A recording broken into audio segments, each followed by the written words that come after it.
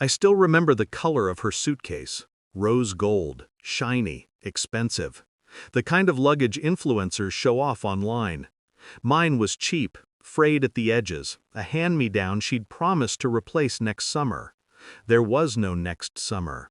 She left me at Gate 17 of JFK Airport when I was 15. Her hand trembled only slightly as she zipped her Louis Vuitton bag. I thought it was emotion. It wasn't. It was impatience. Her new husband Victor waited near the VIP lounge with his twin sons, both older, taller, and reeking of smug entitlement. "You'll be fine, honey," she said, her voice smooth, distant. "Your father will come pick you up." "My father?" I laughed, bitter, confused. "You mean the man you told me was a narcissistic liar who abandoned us?" She shrugged. "You can figure it out." Then she turned away. Just like that. I watched her walk toward the gate, her manicured fingers brushing Victor's arm. No backward glance, no guilt, just freedom. That was the last time I saw her smile at me. It took me 6 hours to call my father. 6 hours of sitting on that cold metal bench, surrounded by strangers who were too polite to ask why a teenager was crying into his hoodie. When he answered, I could barely speak. He didn't ask for explanations, just said, "Stay where you are." 3 hours later, a private jet touched down.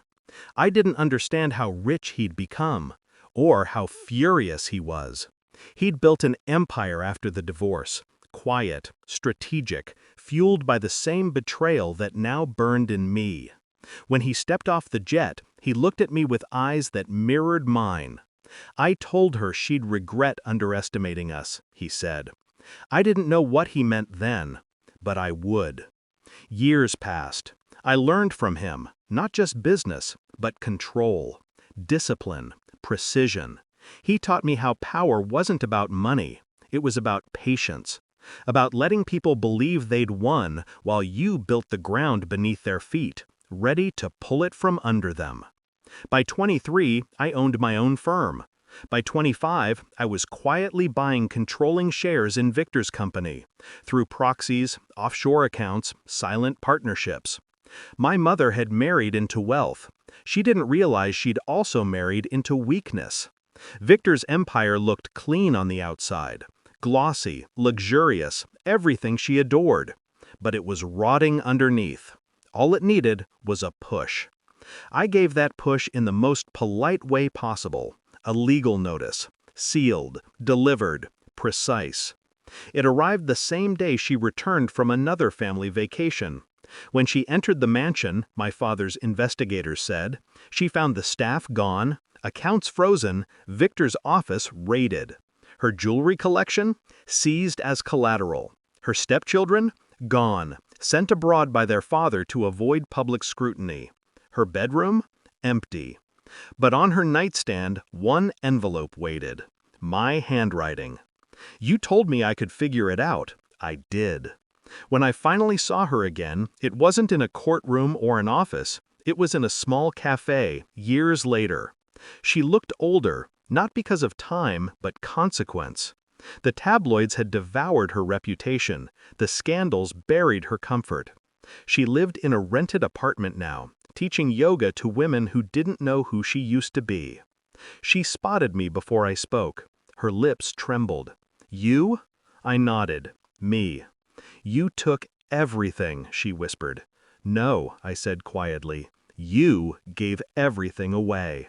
She blinked fast, searching for some trace of mercy in me. There was none left to give. Mercy is a luxury of the naive. I didn't need to destroy her completely, just enough for her to understand the math of betrayal. That love, when traded for luxury, carries interest. And I collected every penny. People ask me sometimes if I regret it, if I wish I'd forgiven her. I tell them forgiveness is for people who were loved. I was abandoned. When I walked out of that cafe, I didn't look back. The air was crisp, light. For the first time in years, I felt something close to peace. Not the fragile kind that begs to last, but the earned kind that demands respect. My father once said revenge isn't about rage, it's about restoration. He was right. She taught me how to survive without love. He taught me how to thrive without mercy. And me? I taught them both what happens when you leave a child at gate 17.